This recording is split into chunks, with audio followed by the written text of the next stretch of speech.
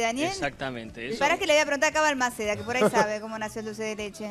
Nosotros tenemos un cuento que es que el 24 de junio de 1829, cuando se firmó el Pacto de Cañuelas, la cocinera de Rosas en Cañuelas estaba preparando una lechada, azúcar, leche al fuego y se distrajo por la llegada de Lavalle. Sí. Ese día, 24 de junio, te aclaro que nació Messi, 24 de junio, Fangio, Riquelme. Nació todo lo argentino que nos identifica. Ese día... Nosotros, la cocinera de Rosas inventó el dulce de leche. En 1804, el cocinero de Napoleón estaba revolviendo una leche con azúcar 25 años antes y se distrajo, no sé por qué, e inventó el dulce de leche en Francia. Pero si Lavalle llegaba a punto, nunca hubiera... Exactamente. Hubieran sido los franceses, como con Gardel. ¿Hace falta siempre un cocinero de un famoso para inventar el dulce de leche? Pero espera, Daniel, o sea, quiere decir que no solamente no es argentino, sino que además le robamos el cuento con el mito a Francia. Exactamente.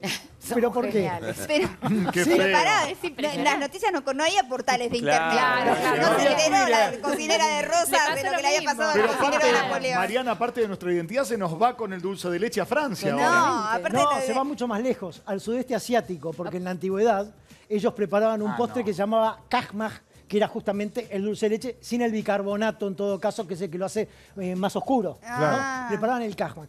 Victorio Campo recibía a todas las visitas ilustres. Imagínense, cada vez que llegaba alguien importante, se lo endosábamos a Victoria, que hablaba varios idiomas, lo llevaba a su casa en San Isidro, y ella de postre siempre les daba dulce de leche. Mirá. Y un día Igor Stravinsky, el director de orquesta ruso, lo probó y dijo, pues esto es kajmaj. ¿Cómo kajmaj? Sí, esto es kajmaj, es un postre tradicional ruso de toda la vida. Pero de otro color.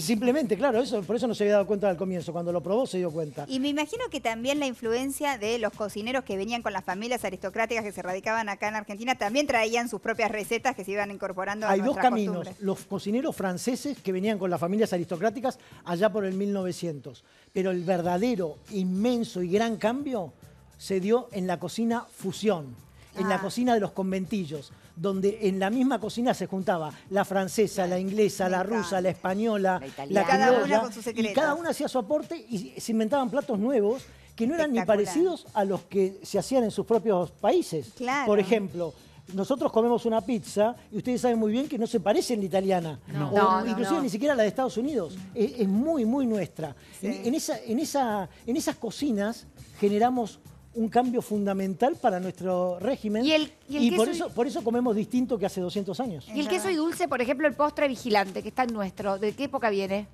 El queso y dulce es de 1860 en adelante. La pregunta que nos deberíamos hacer es ¿cuál era el original?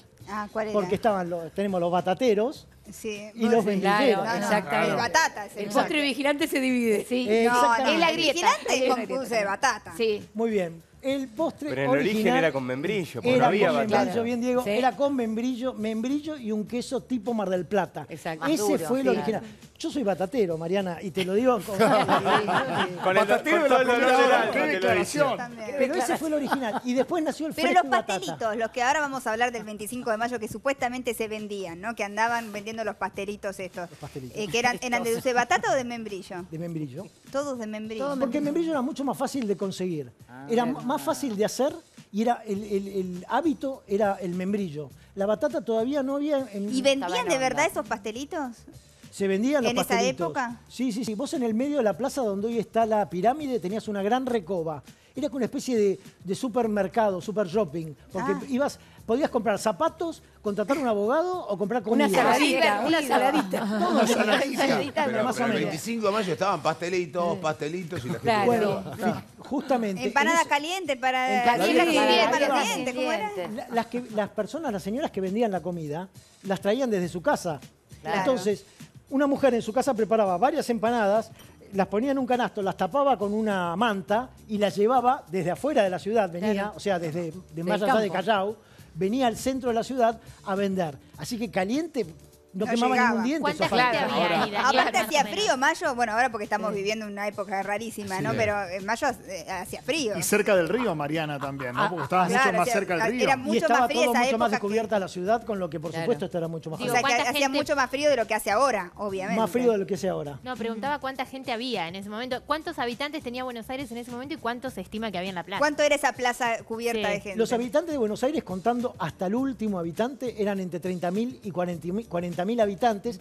La ciudad era mucho más chica de la que conocemos ahora. O sea, menos Belgrano, que la cancha de fútbol. Belgrano era un lugar lejos. Era campo. Caballito Belgrano era campo. lejos, era otro lugar. Eran pueblos alejados. Y en la plaza, como mucho, pudo haber habido entre 250 y 350 personas en el mejor momento. Un día de lluvia, nadie salía a Buenos Aires. Llovió, Mariana, de verdad, los paraguas son reales, o sea, estaban todos con paraguas. No. Por empezar, hablemos de la lluvia. Vos, un día de lluvia, llamabas al canal y decías, no voy, ¿por qué? Porque llueve. Y todos te entendían. ¿Cómo vas a moverte en la ciudad de Buenos Aires un día de lluvia? Claro. ¿No? Hubiéramos hecho eso. Y además, los paraguas eran un elemento de lujo.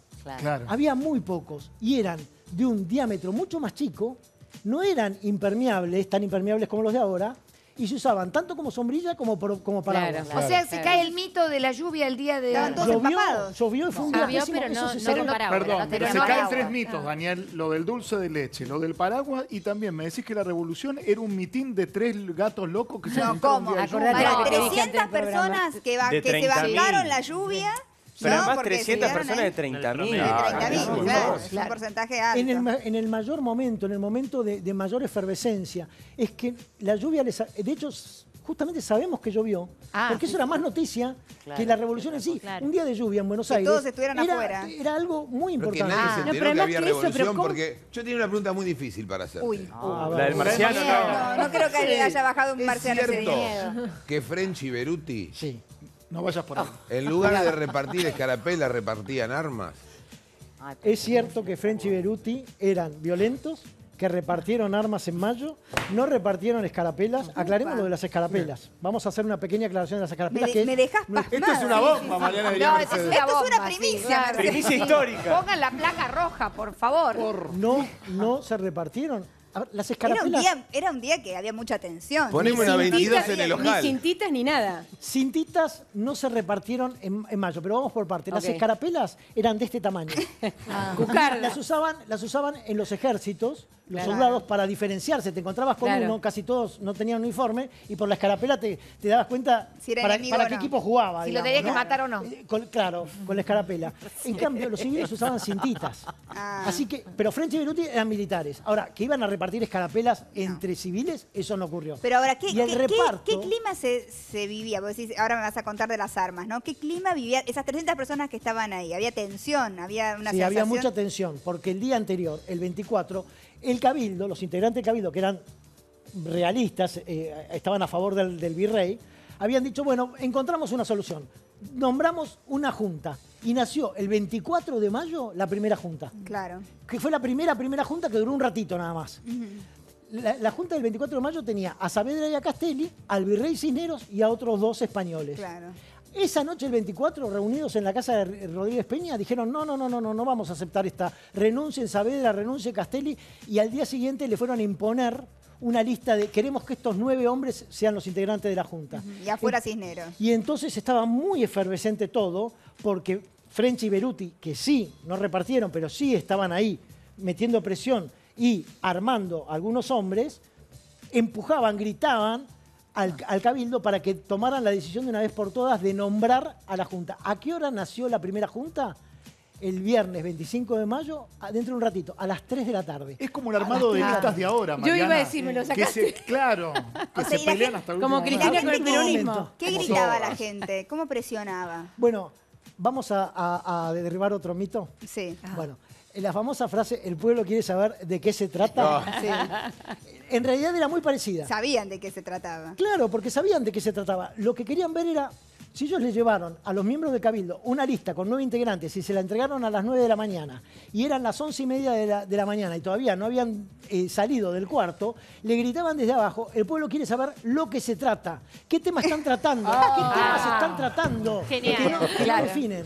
¿Qué Está hacen muy ahí bien. adentro? Ahora, te hago una pregunta. Esos integrantes de esa segunda junta, digamos que duró, fue para nosotros la primera junta, pero esos 9 integrantes que estás mencionando, ¿la gente los conocía? ¿Eran famosos? Algunos sí, otros no. Saavedra era el comandante de los patricios. Belgrano era el principal economista de la ciudad. Era Pero ¿cómo ser el principal economista? Digamos? Esto está bueno, digo, la gente en la calle lo consultaba, lo conocía, había algo que lo distinguía del resto. Era una especie de secretario de comercio, o sea, como Guillermo Moreno. Sí. Bueno, era una especie de secretario de comercio. Pero no comparés, el encargado del consulado era Belgrano. Por lo tanto, pero comparar a Belgrano con Moreno, por favor. No, no me agarra de terror. Pero ojo que Belgrano fue el primero, corregime si no, el primero que habló de agregarle valor a la mercadería que se exportaba. Exactamente, desde su cargo en el consulado, él rápidamente entendió que había que fomentar las economías regionales, que había que tratar de sacarle mayor provecho. Mira, ayer como hoy, parece un cuento, una retrospectiva de todo lo que va pasando en la vida republicana todo el tiempo, ¿no? Hay una que no se repitió.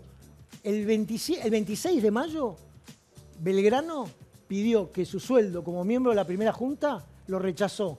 Dijo que por ahí lo necesitaban para cosas más importantes que para pagarle a él, y era de los 9 el que más necesitaba. Ahora la plata. no hay capo. Qué honesto. Ahora solamente Gustavo Vera. Que murió pobre, tan pobre, ¿no? Tan pobre que cuando le tuvieron que hacer la tumba, cuando tuvieron que buscar un mármol, no tenían plata, él tenía deudas nada más, y un hermano retiró el mármol de la mesa, de la cómoda de su casa, y con eso le hicieron una inscripción en Santo Domingo. Y que le pagó, y le imito, bueno, la historia dice que el tema del reloj, que le pagó el médico con el reloj. El médico que lo trajo desde el norte, muy enfermo, él dijo, no tengo con qué pagarte, te doy mi coche, un carruaje que tenía, que le habían regalado, y el reloj que le habían regalado en un viaje en Europa. Se lo dio al médico para darle algo, porque pobre tipo no tenía... Qué bárbaro, ¿no? Y él renunció a ese primer sueldo. Vamos a seguir derribando mitos y conociendo más de nuestra historia y emocionándonos, ¿no? Porque así se fue gestando lo que luego se consolida como el Estado con la independencia del Estado argentino, ¿no es cierto? En el 16. ¿Por qué se tardó tanto? Es la pregunta. Ahora vamos a seguir con eso, porque la verdadera independencia llega en 1816, el 9 de julio,